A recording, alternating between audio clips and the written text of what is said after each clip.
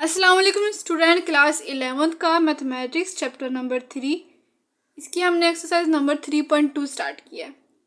और पिछली वीडियो में मैंने आपको क्वेश्चन नंबर 2 समझा दिया था, कैसे इन्वर्स लेना है, कैसे और कैसे हम इसका इन्वर्स एग्जिस्ट करेगा तो ही हम इसका जॉइंट लेंगे, वो भी मैंने आपको सारा समझा दिया है। और आज की इस वीडियो में आपको समझाऊंगी क्वेश्चन नंबर 3। इसमें आपको लीनियर इक्वेशन का पता चलेगा, कैसे हम लीनियर इक्वेशन को सॉल्व करते हैं और किस तरह सॉल्व करते हैं। तो आपने सबसे पहले क्वेश्चन नंबर 3 की स्टेटमेंट को ध्यान से सुनना है। Solve the following system of linear equations. इनके हमने इन इक्वेशन जो लीनियर इक्वेशन है इनको सॉल्व करना है।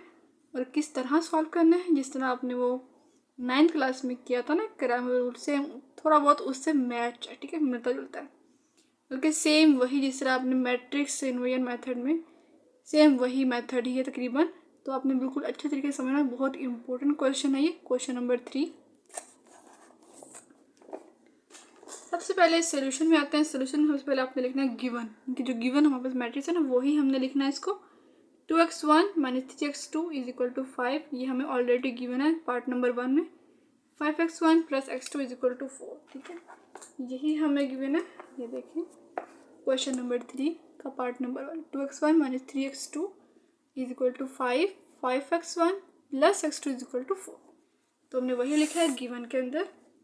अब हम इसको लिखेंगे इन मैट्रिक्स फॉर्म, ठीक है। अगर आपको याद हो तो आप लिखते थे इन मैट्रिक्स फॉर्म, इनकी इसी को हमने मैट्रिक्स की फॉर्म में लिख देना है।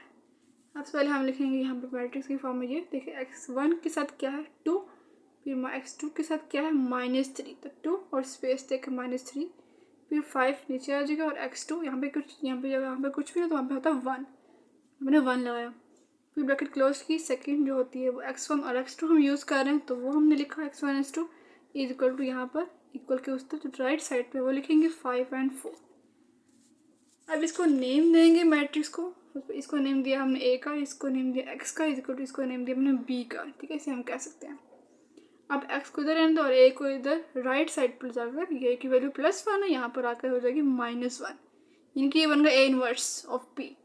इसको तो नाम दिया क्वेश्चन नंबर 1 का।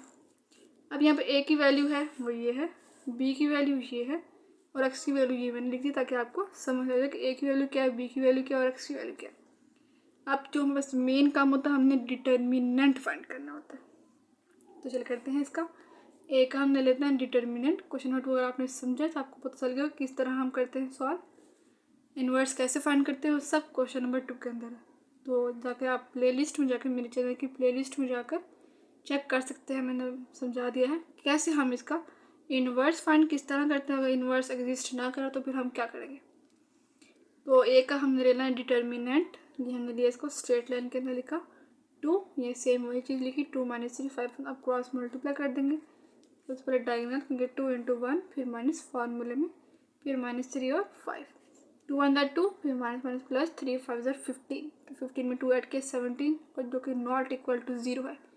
अगर एक का डिटर्मिनेंट 0 के इक्वल नहीं है तो फिर इसका इन्वर्स एग्जिस्ट करता है। तो ये इन्वर्स एग्जिस्ट। अब लेंगे एडजॉइंट, एक हम लेना देंगे इन दोनों की डायगोनल्स की प्लेस चेंज होगी, इनके 1 इधर 2 की जगह पे आ जाएगा, 2 जो है वो 1 की जगह पर आ जाएगा, और इन दोनों के साइन चेंज, यहाँ पे हो जाएगा +3, यहाँ पे हो जाएगा -5। तो हमने वही लिखा है एडजॉइंट में 1 3 -5 और 2। नेक्स्ट इसको सॉल्व करते हैं। डिटर्मिनेंट भी आ चुका है हमारे पास, एडजॉइंट भी आ चुके हैं, और अब हमने क्या करना है, इन्वर्स का फार्मूला लिखना है, ठीक है। ए इन्वर्स होता है equal adjoint of A divide में ए का डिटर्मिनेंट। तो एडजॉइंट ऑफ ए हमारा आ चुका था, जो कि हमने लिखा है ये वाला एडजॉइंट ऑफ ए, ठीक है, ये लिख दिया। डिवाइड के अंदर ए का डिटर्मिनेंट आया था हमारे पास 17, ठीक है। हमें बोला 1 और 17 को हमने साइड पे कर दिया ताकि हम इजीली इसको आपस में मल्टीप्लाई कर दें। तो करते हैं मल्टीप्लाई, यहाँ पर ए इन्वर्स 1 और 17 को यहाँ पे इसको लिख दिया। अब ए इन्वर्स भी हमारा आ चुका है। अब हम क्या करेंगे, क्वेश्चन नंबर 1 हमने बनाई थी x = a इन्वर्स b, इसको हमने नाम दिया था क्वेश्चन नंबर 1 का। तो हमने क्या करना है, यहाँ पर आप देख सकते हैं सबसे पहला स्टेप भी हमने किया था, x = a इन्वर्स b किया था। अब यहाँ पर a इन्वर्स की जो वैल्यू है, जो हमने फाइंड की है, ये वाली 1 और 17 इंटू ये सारी मैट्रिक्स फॉर्म में, इसको हमने पुट कर देना इक्वेशन नंबर 1 a इन्वर्स की जगह। तो लिखना है x = a इन्वर्स की, a इन्वर्स की वैल्यू, और b की जो वैल्यू है वो ये है 5 और वो बी की जगह पर पुट कर देंगे। ये बनेगा ए इनवर्स ये पूरा और ये बी की वैल्यू। हमने इसको आपस में मल्टीप्लाई करना है। ये दो मैट्रिक्स आ चुके हैं, इसीलिए पहले इन दोनों को आपस में मल्टीप्लाई करेंगे, फिर अब 1/17 को मल्टीप्लाई करेंगे। इसको हम ऐसे ही रहने देंगे 1/17 को, अभी हमने बाहर ही रहने देना है। पहले हम इन दोनों मैट्रिक्स को आपस में मल्टीप्लाई करते हैं। जिस तरह हम मल्टीप्लाई करते हैं रो को कॉलम में, इनके फर्स्ट रो को दूसरे कॉलम के फर्स्ट कॉलम के साथ, ठीक है, दूसरे मैट्रिक्स के फर्स्ट कॉलम के साथ। तो पहले 1 को 5 से, फिर प्लस, फिर 3 को 4 से। अब नीचे आ जाना क्योंकि एक ही कॉलम था। फिर -5 को 5 से, फिर +2 को 4 के साथ। अब 1/17, 5 1 5, फिर +3 4 12, यहाँ पे 5 5 25, -25 आएगा, फिर +2 4 8।